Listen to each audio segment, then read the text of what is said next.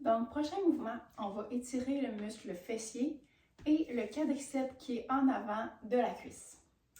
Donc, je vais commencer par me placer en position 4 pattes. À partir de cette position-là, je vais avancer un genou entre mes deux mains. Puis après ça, je vais essayer de reculer mon autre pied en arrière pour faire descendre mon bassin vers le sol.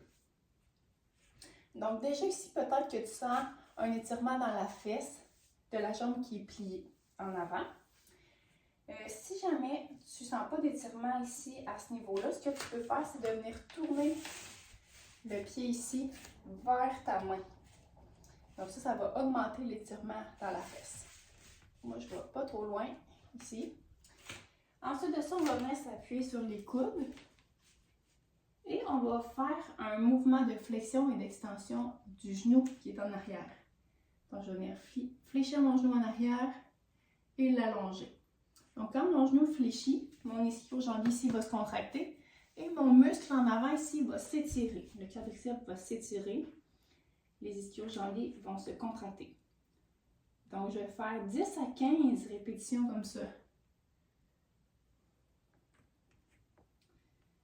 Et je vais répéter la même chose de l'autre côté, bien entendu.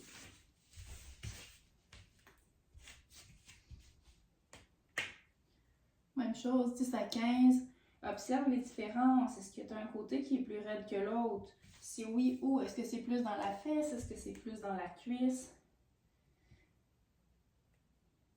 Si jamais ton ischio-jambier a tendance à cramper, ne te rends pas jusqu'à la crampe. Arrête ton mouvement avant.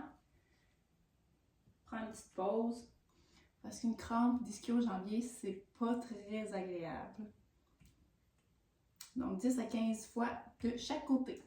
Dans la prochaine vidéo, je te montre une alternative de l'étirement du psoas qu'on a fait dans le premier programme avec une chaise.